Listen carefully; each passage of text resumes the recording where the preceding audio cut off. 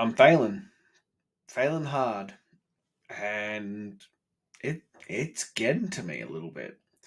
At least that's what it feels like. Now, if you'd listened to any of my stuff so far, you would know that I often talk about zero choice mentality, that discipline equals freedom, all these kinds of things. And it's about we just show up. We show up every day. We do the work. There's a list. There's the 126 to greatness list. And those things must get done. No matter what. No matter what the day throws at you, no matter how life pans out, those things are getting done. And it's not always easy. I've said many times before, Sundays they're fucking brutal because they're family days. And they are the best days of the week. And they are absolutely amazing. I get to spend all day with my wife, with my two beautiful kids, and they're incredible. On the flip side, it means I don't do anything else all day.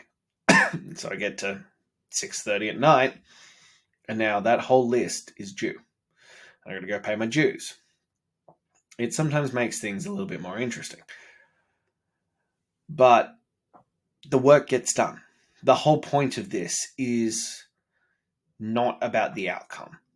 It's about the process. It's about learning to love the process. It's about dialing it in. It's about focusing in and just doing the work, regardless of how you feel. It's about building that mental fortitude and that discipline muscle, because it's a muscle. It's legitimately a muscle in your brain that has to be built. And it's only built by doing difficult things, especially things that you don't want to do. When you don't feel like it, when you don't want to do it, and you have to override that and you get it done. You put incredible amounts of credit into that bank account to make that happen. And that's why it's designed this way. Now, that being said, of course, there's a bit of wanting an outcome because you wouldn't undertake something like this without the possibility of an outcome attached to the back end. You aren't going to spend, well, the chasing greatness world just keeps going, but at least 126 days dedicated all in without some kind of reward at the end. And unfortunately for most people, the reward of being the best version of yourself, the most disciplined and driven and focused version of yourself, is not, it isn't about finding the most fulfilled version, of finding satisfaction in doing the work, of becoming a great husband, father, man. It's usually not enough. Usually there's a back end of it of fitness, of looking a certain way. And I fall into that trap too. I know why I do this. I do this to be the best father I can be. But there's also a little voice in the back of my head saying, you are the face of this. You need to be in fucking incredible shape. You need to be doing the work and showing up to be the best version of yourself. So when people look at you, go, the fuck is that guy doing? How do I look like that? And as we get closer to the deadline, I'm not going to lie. I feel like I'm failing. Today we're 90 days in. And I'm looking at it going, right. Doesn't feel like I did it. Yeah, I've got over a month to go. But yeah, like every day I look in the mirror, I'm like, fuck, I am falling short. And there are things slightly outside of my control. Like, I haven't slept properly in 6 fucking weeks. I am fucking exhausted. Stripping away body fat when your body is not recovering doesn't work so well. But at the same point, it is what it is. That's the reality of being a father. There's a reality of being a business owner. It's a reality of living this life, that things aren't always going to be perfect. And so I'm in this battle at the moment of logic versus, irrational emotions. That I look in the mirror every day as I take my daily photos and I go, fuck, I am not doing a good enough job.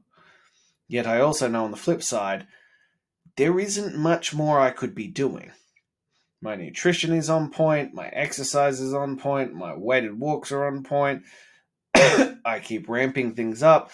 I'm doing everything I can within my capacity to get better sleep. My son has greatly differing ideas on that, but that is a different story. So I, as the person who creates this, needs to keep coming back to this notion of it's about doing the work. And it is. And it's just about showing up and doing the work every single day. That is the thing that I'm working on. That is the thing that I'm focusing on. It doesn't mean that it doesn't hurt. It doesn't mean that it doesn't suck. And part of taking these photos every day is also allowing you to look back. Because if I look back at the man 90 days ago, yeah, there's a pretty stark difference. Those results are coming, but I'm also holding it up to the person I used to be. You know, when I was sitting at potentially, I don't know, never took the test, but single digit fat, like I had striations, I had abs for days, I had all those kinds of things. I'm comparing myself to that version, not the version I was 90 days ago. You know, and there are differences then. I wasn't working 45 hours a week on the gym floor. I wasn't sleep deprived. I was a father of one, not a father of two. I wasn't carrying walking pneumonia with me. Wasn't carrying on these things. And it's one that I battle with also within myself, because it also gives me an out to be like, it's fine. Don't stress it. You're good. You can't control those things. And part of that is true.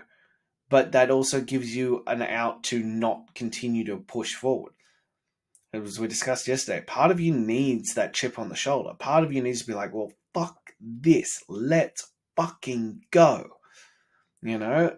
And I think that's what I need. That's where I'm at. I need to be pushed further. I mentioned with the rucking that I have, the weighted walks that I now know is called rucking. I want to reach that milestone of, what is it? 1.5 Ks every 15 minutes. So at a 45-minute walk, I complete 4.5 Ks.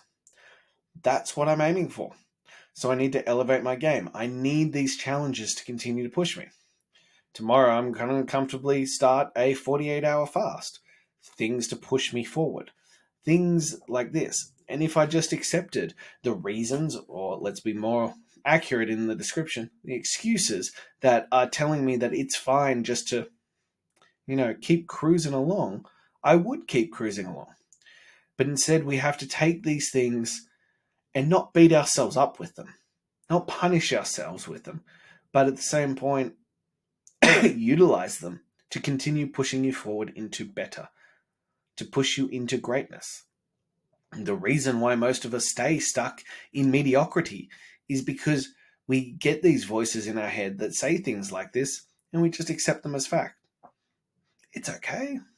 It's all right. This happened. It's all right. Just settle. No. Fuck no. Don't punish yourself in terms of emotionally beat yourself up about it. But at the same point, use it as a driving fuel. Don't accept mediocrity. Don't accept average. Focus on what you can control. Are you showing up every single day and doing the work? Yes, no. It is black and white. It is linear as fuck. Did you do the work? If the answer's not a resounding fucking hell yes, then we need to have a chat. Now we need to do shit about this because now we have a problem. The answer is a resounding hell yeah. Now the question is, can you dig deeper? Can you give more? And there'll be a voice inside your head that says, no, you're good, you're fine. But the other voice needs to be stronger. The voice that is truly you, that voice that somewhere along the line was like, I need to be a better version of myself. I need to step up to be the best man, husband, and father I can be. Physically, mentally, emotionally, spiritually. I decided to take on something that would challenge me, that would push me beyond my limits to see what was possible. So now let's fucking go. That voice needs to be the one in the driver's seat. That voice needs to be the one calling the shots. And so the answer then is usually, because it's even if you think you're giving it all, I've found there is usually another gear to give. It needs to be like, let's see how much further we can take this. Let's see how much further we can push this. That's the voice you need to listen to. That's the voice that needs to be the loudest. Find another gear. Find someone who can push you. Find a new standard to set for yourself. And I don't just mean in physical, but I know that the tools of the physical nature are the ones that will carry over to the other areas. But find another gear. See how far you can take this to represent and to lead by example for your children, for your wife, and everybody in your family. Can you lead by example? And sometimes that leading by example will feel funny. I have people who tell me all the time, they're like, well, I'm not looking to be you. I'm like, that's okay. I understand that. But I hope that my inspiration shines a light on what you're doing so that you will do better. It's hard to walk this path, I'm not going to lie. That's why many are called. Few will answer the call, and only the great will complete it. That grouping is small, incredibly small. So you need to be ready for that. But when you complete that, it doesn't mean that everybody else has to complete it as well. But they can elevate their game because you showed them how far beneath the bar they are standing at. Show them what is possible. Lead by example. It's a running meme around, but I like it. I'm like, training so that when my kid gets into a fight at school about whose dad can beat up whose dad, it is unquestionable that I am winning. I am the fittest dad of all the dads. There's this thing. And even down to things like, I'm training so my kids aren't going to beat me in sports. So for years, my daughter's 3 and my son is 2. For at least another 20 plus years, dad is still the dominant athletic force in this house. Imagine what that sends to you. Imagine what that speaks. My dad was a great basketball player. I beat him when I was 15 years old. He has not won a game of basketball since then. But it also made me a great player because I had to overcome that mountain. If you don't even have any resemblance of fitness, how are you going to do that? It doesn't matter if you were great, back in my day when I was an amazing player. Cool. What are you now? Are you still good? Are you still going to be able to push them? Are you going to be able to coach them? Are you even going to be able to play with them? Or are you going to sit on the sideline and be like, good job, sweetie? You have to learn those skills. I'm going to have to learn jiu-jitsu soon because my children have started doing jiu-jitsu and they love it. I am deeply concerned at how good my daughter is at jiu-jitsu. I fear for the people that piss her off. But I also look at that and go, I've probably got 2 years before she's going to be able to put me in a chokehold. I've got to learn as well. So it forces you to level up as well. But I also have the fitness base that I don't think I'll have much problems staying ahead of her. But if you have nothing, if you have absolutely nothing going on in the fitness department, where do you begin? And how many times are you going to disappoint those kids before you go, well, fuck me, something has to change?